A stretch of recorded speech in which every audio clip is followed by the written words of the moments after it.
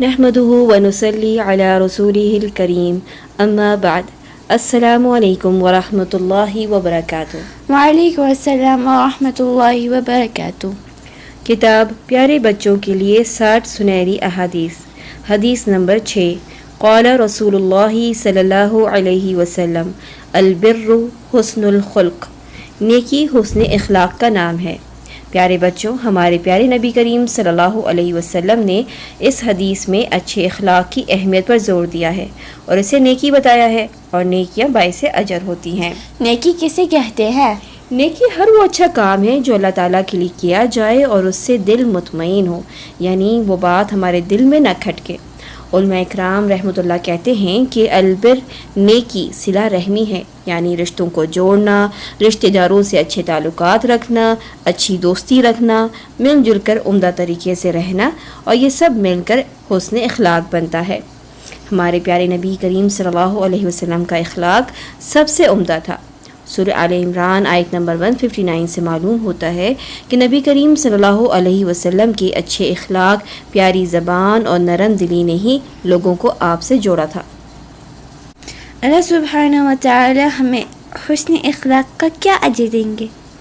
نبی کریم صلی اللہ علیہ وسلم نے فرمایا، میزان میں حسن اخلاق سے زیادہ بھاری کوئی چیز نہ رکھی جائے گی، اور یقیناً اچھے اخلاق والا شخص روزے دار اور نماز پڑھنے والے کا درجہ پا لیتا ہے۔ اب آپ بتائیں کہ آپ کو کیا سمجھ میں آئی کہ حسن اخلاق کا کیا اجر ہے؟ کہ جب قیامت کے دن ہمارے اعمال وزن ہو رہے ہوں گے تو حسن اخلاق سے زیادہ بھاری کوئی چیز نہیں ہوگی۔ بالکل صحیح، ماشاء اللہ۔ اس سے ہمیں یہ بھی پتہ چلتا ہے کہ ایک مسلمان کے لیے عبادت بہت ضروری ہے، لیکن اس کے ساتھ ساتھ اچھا اخلاق ہونا بھی بہت اہم ہے۔ اور مثال کے طور پہ آپ نماز پڑھتی ہیں، قرآن کریم کی تلاوت بھی کرتی ہیں، لیکن امی کا کہنا نہیں مانتی، یا کسی کلاس فیلو کی کوئی چیز اٹھا لیتی ہیں، چاہے مذاقاً ہی صحیح، اور اس سے اس کو پریشانی ہوتی ہے، کسی کی شکایت کرتی ہیں، ٹیسٹ میں نقل کرتی ہیں، یا کسی کو برا بھلا کہہ دیتی ہیں، بہن یا بھائی کو تنگ کرنے کے لیے برے نام سے پکارتی ہیں، یا ان سے جھگڑا کرتی ہیں، تو یہ سب اچھے اخلاق نہیں ہیں۔ یاد رکھیں کہ اگر ہم اپنا اخلاق لوگوں کو دکھانے کے لیے اچھا کریں گے کہ لوگ ہمیں اچھا کہیں، تو یہ بھی درست عمل نہیں ہوگا۔ کیوں؟ کیونکہ جو اچھا کام ہم کریں وہ جو صرف اللہ تعالیٰ کو خوش کرنے کے لیے ہو، وہ نیکی شمار ہوگا۔ بالکل صحیح، ماشاء اللہ، بارک اللہ فیکی۔ قرآن مجید میں نیکی کی تعریف کچھ یوں بیان ہوئی ہے، نیکی یہ نہیں کہ تم اپنے منہ مشرق اور مغرب کی طرف پھیر لو، بلکہ نیکی تو اس شخص کی ہے جو اللہ پر، آخرت کے دن پر، فرشتوں پر، آسمانی کتابوں اور نبیوں پر ایمان لائے، اور مال سے محبت کے باوجود اسے رشتہ داروں، یتیموں، مسکینوں، مسافروں، سوال کرنے والوں اور گردنیں چھڑانے کے لیے خرچ کرے، اور نماز قائم کرے اور زکوٰۃ دے۔ اور نیکی ان کی بھی ہے جو جب عہد کر لیں تو اپنا عہد پورا کریں، اور تنگ دستی اور تکلیف اور لڑائی کے وقت صبر کریں، وہی لوگ سچے اور وہی پرہیزگار ہیں۔ اس آیت سے ہمیں معلوم ہوا کہ اللہ پر ایمان لانا، فرشتوں، رسولوں، کتابوں اور آخرت پر ایمان لانا نیکی ہے، اور اس کے ساتھ ساتھ رشتہ داروں، غریبوں، مسافروں پر خرچ کرنا نیکی کے کام ہے، اور یہ وہی کر سکتا ہے جو اچھے اخلاق کا مالک ہوگا۔ اس کے علاوہ بھی کوئی اور کام نیکی ہوتی ہے؟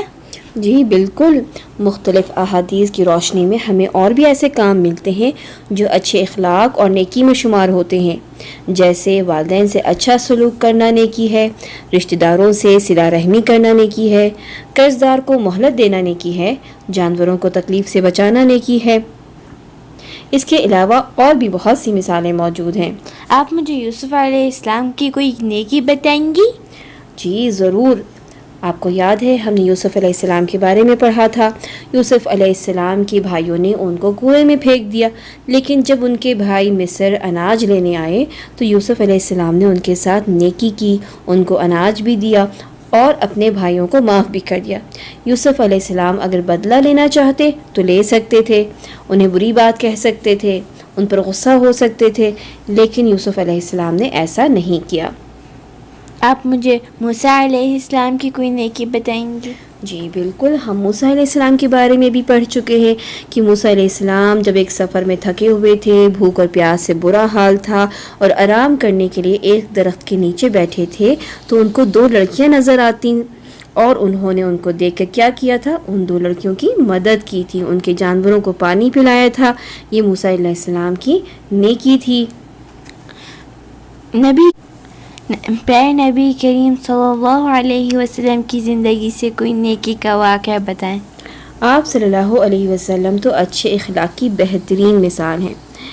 جیسے آپ نے پڑھا تھا طائف کا قصہ، آپ صلی اللہ علیہ وسلم طائف گئے تھے اور ان کے سرداروں کو دین کی دعوت دی تھی، لیکن انہوں نے دین کی دعوت کو قبول نہیں کیا بلکہ ان کے پیچھے لڑکے لگا دیے جنہوں نے رسول اکرم صلی اللہ علیہ وسلم کو زخمی کر دیا تھا، لیکن آپ صلی اللہ علیہ وسلم نے ان کو کوئی بری بات نہیں کہی، ان پہ غصہ بھی نہیں کیا، بلکہ آپ صلی اللہ علیہ وسلم نے انہیں معاف کر دیا تھا۔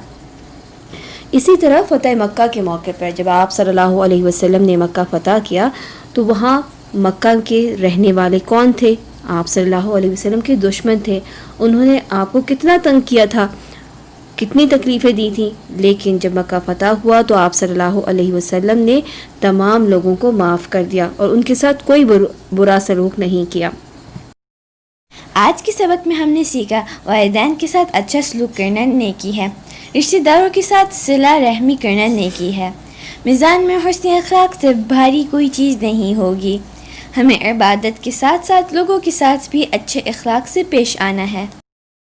حدیث نمبر 6 قال رسول اللہ صلی اللہ علیہ وسلم البر حسن الخلق البر حسن الخلق البر حسن الخلق البر حسن الخلق البر